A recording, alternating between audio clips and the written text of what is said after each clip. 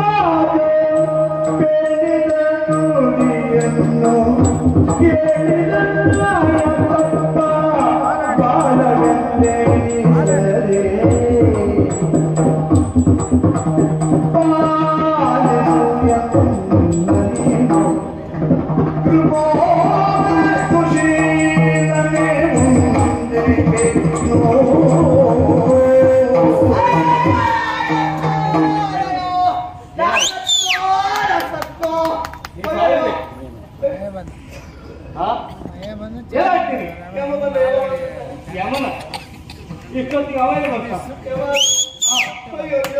ಏನು ಹಿಡಿದ ಕತ್ತಿಯಿಂದ ಸುರಿದ್ದೇನೆ ಅಂತ ಮುಂದಾಗ್ತಾ ಇದೆಯಾ? ಹೌದು, ನೀನು ಕತ್ತಿ ಎತ್ತ ರೀತಿ ನೋಡಿ ನನಗೆ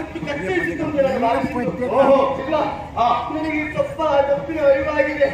ನನಗೆ ಕೊಲ್ಲಬೇಡ, ನನಗೆ ಹೆದರಿಕೆ ಆಗ್ತಾ ಉಂಟು, ಹೆದರಿಕೆ ಆಗ್ತಾ ಉಂಟು. ನಿನಗೆ ಜೀವ ಬೇಕು, ಜೀವ ಬೇಕು, ಹೆದರಿಕೆ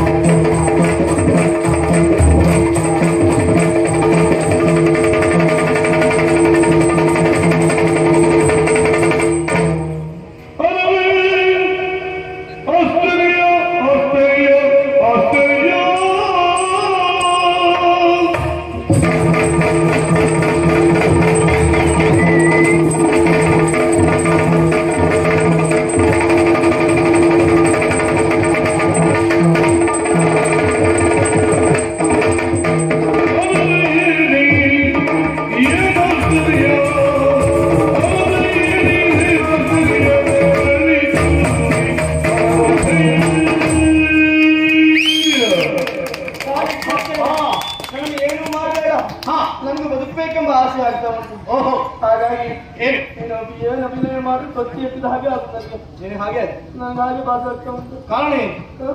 ಸಾವಿನ ಭೀತಿ ಒಳಗಾದವಳು ಇಲ್ವಾ ಜೀವ ಬೇಕು. ಹೌದು. ಅದರ ಏನಿದೇನ ಆಶ್ಚರ್ಯ ತೆರಳಿದ್ದೆಲ್ಲಿ ಮನದ ಧೈರ್ಯ ಯಾವ ಅಲ್ಲದೆ ಇದ್ರೆ ಅಪ್ಪ ನೀನಾಡುವ ಮಾತನ್ನು ಕೇಳುವಾಗ ಆಶ್ಚರ್ಯವಾಗ್ತಾ ಉಂಟು. ಒಮ್ಮೆ ದಿಗ್ಭ್ರಾಂತನಾಗಿ ನೋಡುವುದಕ್ಕೆ ಮುಂದಾದೆ. ಅಲ್ಲದೆ ಇದ್ರೆ ರಕ್ಕಸಿಯಾದಂತಹ ನೀನು ಕ್ಷಮೆ ದಮೆಯನ್ನು ಕೇಳುವುದಕ್ಕೆ ಮುಂದಾಗ್ತಾ ಇದ್ದೀಯ. ಹೌದಪ್ಪ. ಜೊತೆಯಲ್ಲಿ ನನ್ನ ಪ್ರಾಣವನ್ನು ಬಿಟ್ಟು ರಕ್ಷಣೆ ಮಾಡಿಕೊಳ್ಳಬೇಕು ಎನ್ನುವ ಹಾಗೆ ಕೇಳಿಕೊಳ್ಳುತ್ತಾ ಇದ್ದೀಯ. ಇದು ರಕ್ಕಸ ಕುಲಕ್ಕೆ ಅವಮಾನ ಮಾಡುವಂತಹ ದೃಶ್ಯ. ಅಲ್ಲದೆ ಇದ್ರೆ ನೀನು ನಿನ್ನಂತಹ ರಕ್ಕಸರು ಮಾಡಬೇಕಾದಂತಹ ಕರ್ತವ್ಯ ಏನು? ನಮ್ಮಂತಹ ಮಾನವರು ನಿಮ್ಮ ಎದುರುಗಡೆಯಲ್ಲಿ ಬಂದಾಗ ಅವನನ್ನ ಹಿಡಿ, ಕೊಚ್ಚು, ಕೊಲ್ಲು, ಬಿಡಬೇಡ, ಅವನನ್ನು ತಿನ್ನಬೇಕು. ಅಲ್ಲ, ಆ ಕಡೆಯಲ್ಲಿ ನೋಡು, ಹೆಬ್ಬಂಡೆಯೊಂದು ಕಾಣಿಸುತ್ತಾ ಉಂಟು. ಅದನ್ನ ಎತ್ತಿಕೊಂಡು ಬಂದು ನನ್ನ ಮೈ ಮೇಲೆ ಬೀಸಾಡಬೇಕಿತ್ತು. ಅದು ಆ ಕಡೆಯಲ್ಲಿ ನೋಡು, ಬೃಹದಾಕಾರವಾಗಿ ಬೆಳೆದು ನಿಂತಿರುವಂತಹ ಹೆಮ್ಮರ. ಅದನ್ನ ಎತ್ತಿ ತಂದು ನನ್ನ ಮೈ ಮೇಲೆ ಬೀಸಾಡಬೇಕಿತ್ತು. ಅದರ ಬದಲಾಗಿ ಕಾಲಿಗೆ ಎರಗಿ ನನ್ನ ಪ್ರಾಣವನ್ನ ರಕ್ಷಿಸು ಎನ್ನುವ ಹಾಗೆ ಕೇಳಿಕೊಳ್ಳುತ್ತಾ ಇದ್ದೀಯಲ್ಲ. ಹಾಗಾಗಿ ಹೇಳಿದ್ದು, ಸರಸ ನುಡಿಗಳು ಎಲ್ಲಿ ಹೋಯ್ತು? ನನ್ನ ಪ್ರವೇಶ ಆಗುವಾಗ ನೀನು ಅಣ್ಣನಲ್ಲಿ ಹೇಳುತ್ತಿರುವ ಪ್ರತಿಯೊಂದು ಮಾತನ್ನ ಕೇಳಿದೆ. ಅಣ್ಣ, ಆ ಹೆಣ್ಣನ್ನು ಬಿಡಬೇಡ, ಹಿಡಿ, ಬಡಿ, ಅವಳನ್ನ ತಿಂದು ಮುಗಿಸುವ ಈ ರೀತಿಯಲ್ಲಿ ಹೇಳುವುದಕ್ಕೆ ಮುಂದಾದವರು. ಅಣ್ಣ ಇರುವಾಗ ಒಂದು ದೋಷ ಇದ್ದಿತ್ತು. ಅಣ್ಣ ಈಗ ಇಲ್ಲಲ್ಲ, ನನಗೆ ಜೀವದ ಹೆದರಿಕೆ ಬಂದಿದೆ ಈಗ. ನನಗೆ ಅದೇ ಅರ್ಥ ಆಯ್ತು. ನನಗೆ ಒಟ್ಟಿಗೆ ಯಾರಾದ್ರೂ ಇದ್ರೆ ಮಾತ್ರ ನೀನು ಹಾರಾಟ ಬಿಟ್ಟರೆ ಅಲ್ಲ ಅಂತಾದ್ರೆ ಎಂತದ್ದು ಇಲ್ಲ. ಏನ್ ಮಾಡೋ ಪರಿಸ್ಥಿತಿ ಆಗುತ್ತ ಅಲ್ಲವಾ? ಏನ್ ರಕ್ಕಸೆ ನನ್ನನ್ನ ಕಂಡು ಹೆದರಿ ಪಶ್ಚಾತ್ತಾಪಕ್ಕೆ ಒಳಗಾದಂತಹ ನೀನು ಈ ರೀತಿಯಲ್ಲಿ ಬಂದು ನನ್ನ ಕಾಲನ್ನ ಹಿಡಿದು ಬೇಡಿಕೊಳ್ಳುವುದಕ್ಕೆ ನಾನೇನಾದ್ರೂ ನಿನಗೆ